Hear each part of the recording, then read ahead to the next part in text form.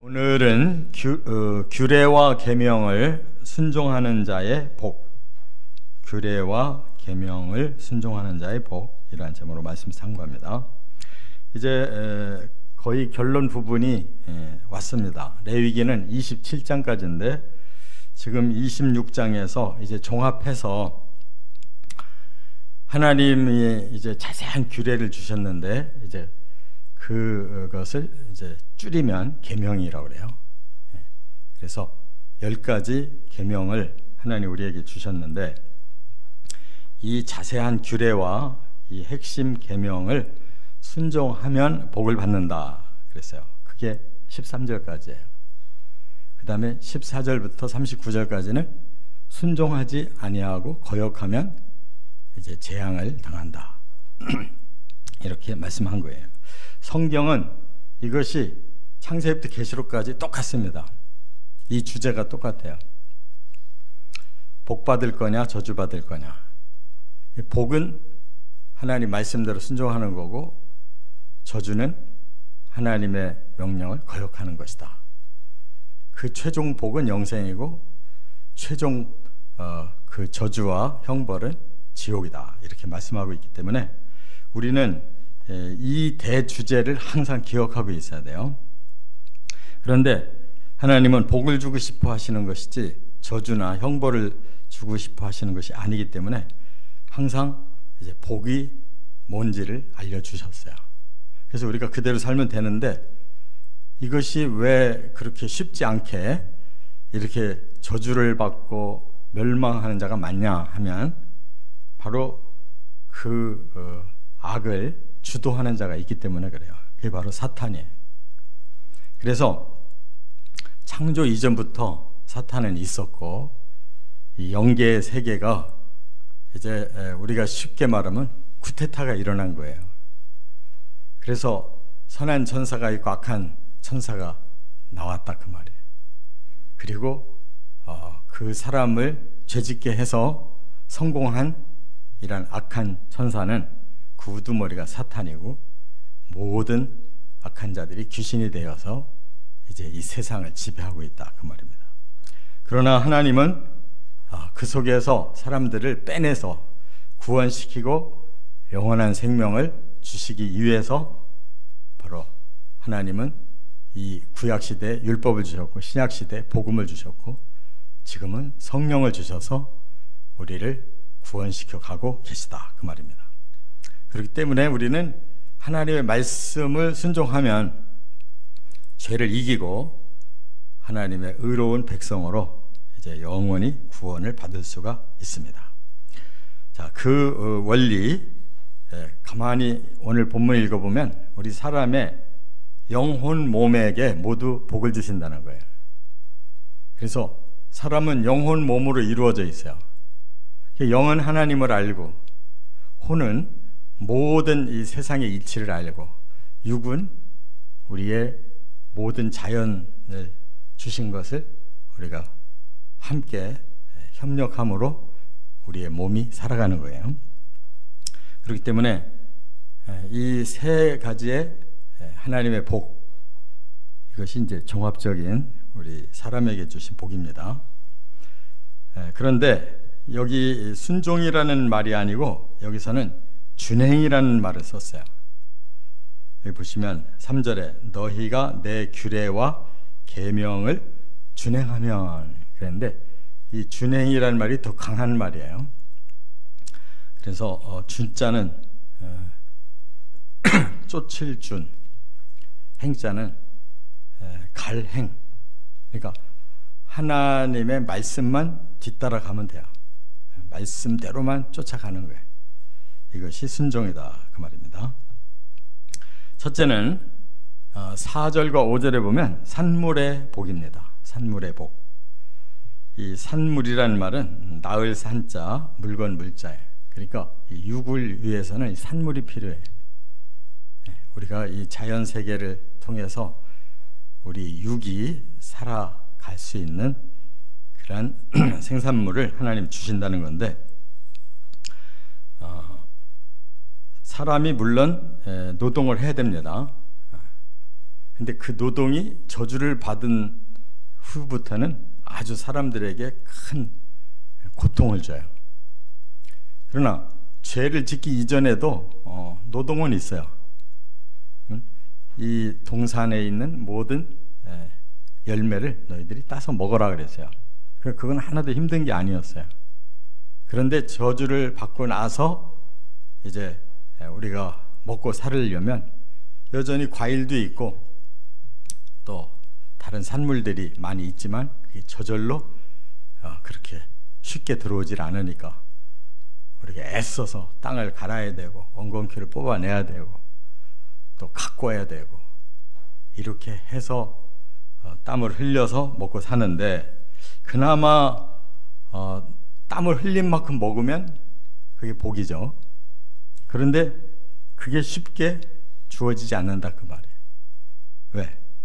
저주를 받아서 이 세상이, 사람 때문에 세상과 짐승의 모든 세계가 저주를 받아서 사람들에게 협력이 잘 안 돼요.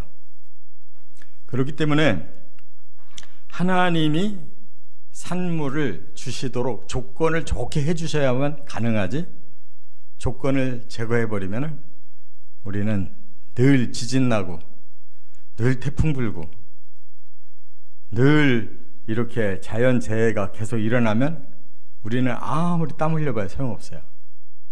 근데 사람들이 그 근원을 몰라요. 그렇기 때문에 그냥 무작정 열심히, 그래서 안 되면 악한 방법으로라도 이렇게 살려고 하니까 세상은 점점 더 심각해지는 거예요. 산물은 점점 더 사라지는 거예요. 왜? 죄가 있는 곳에는 벌이 따르기 때문에 하나님이 기본적인 저주 속에서도 이렇게 복을 주려고 하나님이 약속을 하셨는데 사람들이 그 언약을 안 받아들여요. 그냥 사탄이 시키는 대로 점점 악한 방법을 써서 자기들만 잘 살면 되는 거예요.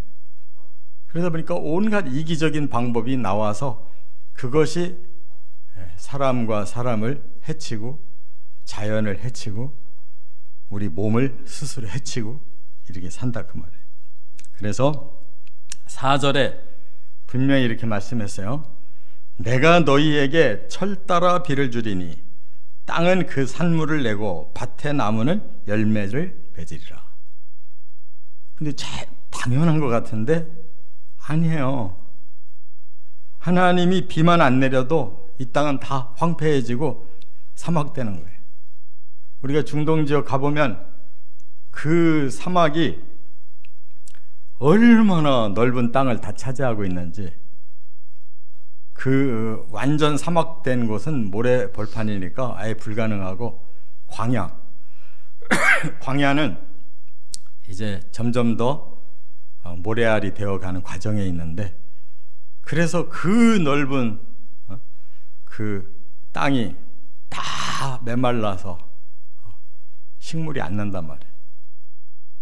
어쩌다 한두 군데씩 이렇게 나무가 서 있는데 그 나무들은 그냥 그 물이 없는 곳에서 자랄 수 있는 특이한 나무들만 조금 서 있는 거죠. 그런 상황에서는 아무리 노동해도 안 돼요. 그러니까 그 넓은 벌판, 한국 사람들이 가보면 그냥 탐나는 벌판들이 얼마나 많은지 몰라요. 근데 그거 공짜로 줘도 안 돼요. 지금 이스라엘 같은 나라는 막 억지로 그 광야를 개발해요. 막 집중적으로 땅속 깊이 그냥 물을 빼내가지고 막 사시사철 그냥 돌리잖아요. 근데 한계가 있잖아요. 어느 정도지 아무리 노력해도 안 되는 것은 할 수 없는 거예요. 그렇기 때문에 하나님이 조건을 제공해 주시는 곳에서 그들이 복을 얻는 것입니다. 이 근원의 법을 깨닫지 못하면 인류는 그래서 더 망하는 거예요. 그래서 순탄하게 안 되면 악순환이라도 일으켜야지 사람이 살기 때문에, 그래서 점점 산물은 줄어들고, 이렇게 아프리카 같은데 수 없는 그런 땅덩어리가 있어도 사람들이 살만한 곳은 드물고 지금 물이 안 나오고 이렇게 죽어가고 있잖아요. 그것이 산물의 복이 아니라 산물의 저주를 받아서 그래요. 하나님 앞에 돌아오지 않으면 소용없다 그 말이에요. 그래서 우리가 일용할 양식을 먹는다는 거에 대해서 주기도문이 예수님이 잘 가르쳐 주셨어요. 일용할 양식을 주옵시고. 왜? 저주받은 사람들이 무슨 싸놓고 살 그런 권리가 있어요? 우리는 오늘 하루를 하나님의 은혜로 사는 것이 그게 그나마 복인 걸 깨달아야 돼요. 일용할 양식이 얼마나 소중한 복인가를 깨달아야 돼요. 죽으라고 땀 흘리고 노력해도 안 돼서 망하는 사람이 얼마나 많아요. 지금 뭐 살아가니까 사는 거지 그냥 죽지 못해 사는 사람이 얼마나 많냐고. 악한 사람들은 별의별 방법을 다 동원해서 지금 모으고 있는데 그들이 모은 들 얼마나 가겠어요. 이처럼 하나님께서 땅에 수확이 될 수 있는 여건을 만들어 주셔야 살지, 지금 여건이 점점 사라지고 있는데 아무리 노력한다고 사람들이 살 수 있는 세상은 안 된다는 거예요. 그 다음 두 번째 6절부터 8절이 평화의 복이에요. 바로 우리 몸은 양식이 필요하지만 우리의 마음은 평화가 필요한 거예요. 사람들이 안심하고 안전하게 살기를 원해요. 그래야 사람들의 마음이 행복감을 느낄 수가 있어요. 그런데 계속 근심이 있고 걱정이 생기고 불안하고 두려움이 생기는 세상을 살면 사는 게 아니에요. 그래서 점점 더 사람들이 우울증에 빠지고 점점 더 정신적인 병이 더 많아지고 또라이들이 더 많이 생기고 그거 언제 해칠런지 모르는 거예요. 그냥 무작위로 그냥 일어나면 뭐 아무리 선하게 의롭게 살았어도 어느 순간에 당할는지 모르는 거예요. 이렇게 악의 세력이 강하게 역사하는 세상을 살고 있는데 하나님이 진리대로 사는 자들에게 이런 약속을 주셨어요. 6절에 내가 그 땅에 평화를 줄 것인즉 너희가 누울 때 너희를 두렵게 할 자가 없을 것이며 내가 사나운 짐승을 그 땅에서 제할 것이요 칼이 너희의 땅에 두루 행하지 아니할 것이며. 지금 여기 한 단어 한 단어가 얼마나 중요한 단어인지 몰라요. 세계 역사가 바로 이런 단어들 때문에 지금까지 망해오는 거예요. 평화가 없는 거예요. 어떻게? 하나님이 이 땅에 평화를 주셔야 평화로워진다고 그랬는데 그래야 누울 때에 두렵게 할 자가 없다고 그랬어요. 사람이 가장 안식을 누리는 때가 언제? 고단하게 하루를 살고 잠자리에 누웠을 때가 제일 편안한 거예요. 아, 오늘 하루가 무사히 지나가고 이제 나는 편안히 잠을 잘 수 있겠구나. 근심 걱정이 하나도 없는 사람은 그대로 골아떨어지는 거예요. 몇 시간을 자든 짧은 시간을 자더라도 단잠을 자고 그리고 몸이 풀려서 일어나는 것이 행복이란 말이에요. 이게 없는 뒹굴고 있는 사람들이 얼마나 많은지 몰라요. 머리가 복잡하고 몸이 자기 마음대로 따라주질 않아가지고 잠도 못 자는 사람이 얼마나 많은지 몰라요. 불행을 겪고 마음에 불화가 일어나는 사람들이 얼마나 많은지 몰라요. 밤에 이렇게 두려움 없이 누워서 자는 것이 행복인 줄 깨달으시 바랍니다. 예수 믿는 사람들은 일찍 자고 일찍 일어날 수가 있는 거예요. 근데 믿지 않는 사람들, 세속에 뭔가가 꽂혀 있는 사람들은 잠을 못 자. 그래서 그냥 죽으라고 더 부릅뜨고 뭔가 해보려고 그러는데 그렇다고 해서 평안이 오냐고, 만족이 오냐고. 하나님이 다 이루어 주실 걸 믿고 평안하게 일찍 주무시고 새벽에 일찍 일어나서 교회 오는 게 최고의 행복이에요. 여러분들 행복한 사람들인 줄 깨달으시기 바랍니다. 여기 뭐 다른 목적이 있어서 왔어요? 없잖아. 그러니까 마음이 평안하고 행복한 거예요. 이렇게 마음의 평화가 있어야 된다 그 말이에요. 그런데 이 땅은 계속 이렇게 두렵게 하는 사람들이 많아요. 사나운 짐승 같은 세상이에요. 칼이 이 땅을 계속 돌아다니고 있대요. 지금도 그래서 전쟁이 사방에서 일어나는 거예요. 우리 한민족은 지금 몇 년 됐어요? 서로 같은 민족끼리 싸운 지가. 1948년에 다 갈라져 가지고 지금까지 얼마나 오래됐냐고요. 100년 가까이 이렇게 한민족이 갈라져서 사는 이런 불행한 나라가 어디 있어요? 밤낮으로 그 철책을 지켜야 되는 민족. 얼마나 불행한 거예요. 그래서 하나님이 평화를 조성해 주셔야 된다 이렇게 말씀했어요. 그리고 혹 상대가 쳐들어올 때 어떻게 할 거냐? 하나님이 보장해 주신대요. 7절 8절 너희의 원수들을 쫓으리니 그들이 너희 앞에서 칼에 엎드러질 것이라.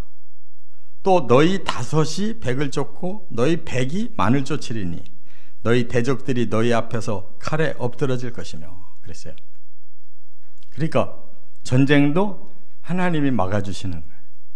우리의 목숨도 하나님 지켜주시는 거예요. 그래서 우리는 평화를 누릴 수가 있는 것입니다.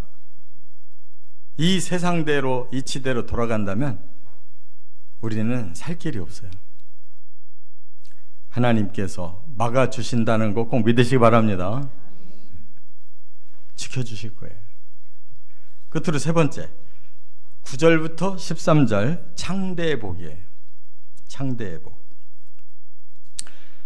여기 9절에 이렇게 말씀했죠. 내가 너희를 돌보아 너희를 번성하게 하고 너희를 창대하게 할 것이며 내가 너희와 함께한 내 언약을 이행하리라 그랬어요. 대단히 중요한 말씀인데 이게 창세기 12장부터 주신 언약이에요. 아브라함에게 주신 언약. 그런데 그 언약을 받은 직계 백성들이 이스라엘이에요. 그래서 이스라엘을 이제 앞으로 가나안 땅에 넣어서 이렇게 돌보아주고 번성하게 하고 창대하게 하고 너희와 함께 하겠다. 이렇게 4가지 약속을 주셨어요. 그러면 그 가나안 땅에 지금 이스라엘 백성들이 있어야 될 거 아니에요. 어느 나라보다도 이렇게 번성하고 창대해야 될 거 아니에요. 근데 안 그렇잖아요. 근데 하나님이 뭐라고 그랬어요? 내 언약을 이행하리라 그랬어요. 그렇다면 아직 언약이 남아있는 거예요. 완성된 게 아니에요. 할렐루야. 그래서 아브라함의 백성은 2종류가 있는 거예요.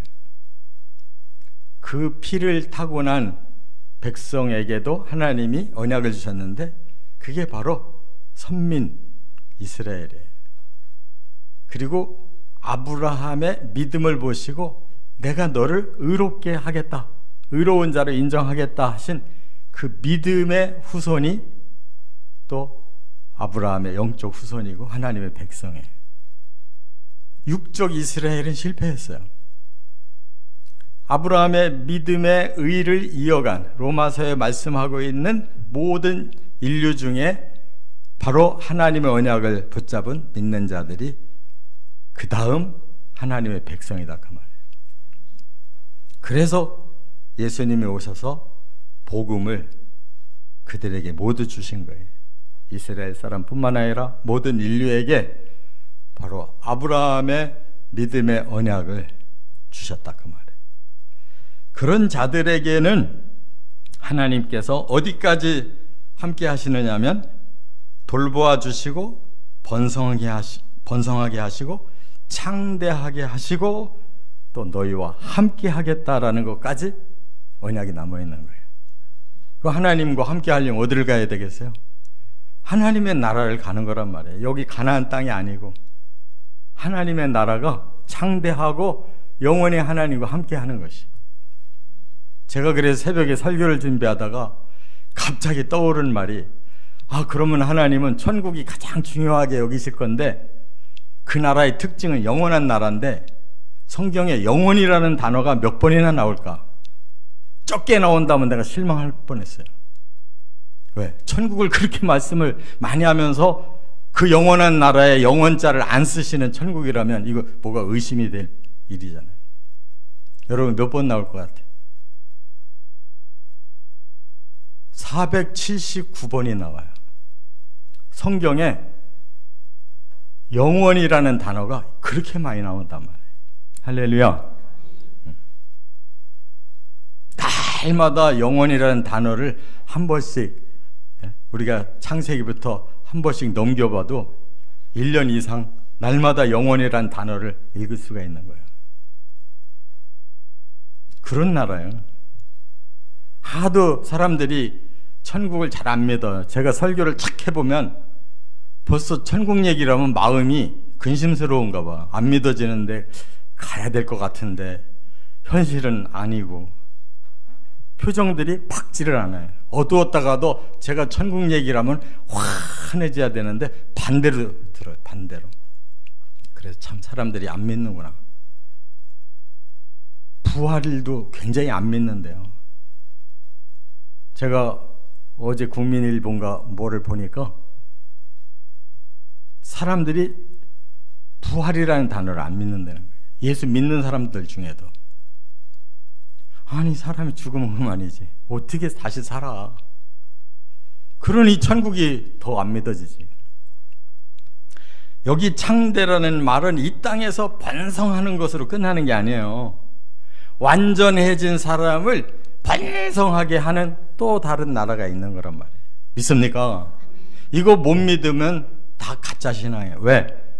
하나님이 처음 하늘, 처음 땅 다 종이축 말리듯이 다 사라진다는 거예요. 근데 지금 얼마든지 사라져요. 어제 국군의 날 우리나라의 그 최신 무기 발표했잖아요. 어느 나라보다도 앞선 거 그냥 땅에다가 박아버리면 지하 100m까지도 들어간대잖아요. 응? 지금 헤즈볼라 같은 거는 지하 10몇 층에서 죽였대는 그 10몇 미터 정도 들어가서 죽였대는데 100m도 들어간다는 거예요. 지하 100m 짓는 데가 어디 있어 지금. 그렇게 사람이 만든 무기도 강한데 하나님께서 창대한 복을 주시겠다고 하시면 이 지구가 아니잖아요. 못 느껴요? 하나님의 나라가 창대해지는 거예요. 할렐루야. 아브라함 때부터 네 자녀들이 창대해질 거라고 그랬는데 이스라엘은 망했어도 믿음의 자손들은 지금 이 땅에서 온 세계에 지금 얼마든지 예수 믿기만 하면 하나님 백성 되는 거예요. 그리고 천국으로 들어가는 거예요. 믿으시 바랍니다. 이게 바로 영적인 복인 거예요. 아무리 이 땅에서 뭐 자식 많이 낳고 뭐 재산 많이 늘리고 뭐 명예와 건세가 아무리 늘어난다고 해도 창대라는 말은 못 써요. 뭐 대통령이 창대해요. 저 그룹의 회장님들이 창대해. 도대체 누가 창대하냐고. 여기에 없어요. 창대한 사람이. 천국에 가야 거기에 모인 사람들이 창대한 거예요. 그러면 그들에게는 바로 하나님께서 모든 것을 계속 공급해 주신대요. 10절에 보니까 묵은 곡식을 먹다가 새 곡식으로 말미암아 묵은 곡식을 치우게 될 것이며, 그러니까 남는 거예요. 곡식의 수확이 계속 점점 많이 돼가지고 먹다가 새 거 나오면 또 새 거 먹고 그냥 먹던 거는 치운다는 거예요. 이 세상에 그런 거 있어요? 지금? 없어요. 이 세상은 모질하지. 먹다가 새 거 나오면 새 거 먹는 사람이 드문 거예요. 우리나라 사람들이 너무 교만해가지고 당연한 줄 아는데 지금 온 세계에는 그런 사람들이 대단히 적은 거예요. 훨씬 사람들이 못 먹고 산단 말이에요. 3분의 1 정도는 배부름을 전혀 못 느끼는 거예요. 간신히 사는 거지. 또 11절에 뭐라고 그랬어요? 내 성막을 너희 중에 세우리니 너희를 싫어하지 아니할 것이며. 이 말은 뭐예요? 내가 너희를 너무 사랑해서 내가 너희들의 있는 곳에 내 성막을 세워서 같이 살 거야. 하나님하고 우리가 같이 산다는 거예요. 너무 사랑하기 때문에. 그래서 동행하시고 사랑하시고 순종하는 자에게 복을 주시고, 이렇게 지금 하나님이 계획해 놓으셨다는 거예요. 13절에 여기서 돌이키게 하는 말씀이 있어요. 우리의 과거를 돌아보게 하시는데 뭐라고 그랬어요? 너희를 사탄의 빗장에, 멍에와 빗장에서 해방시켜 줬다.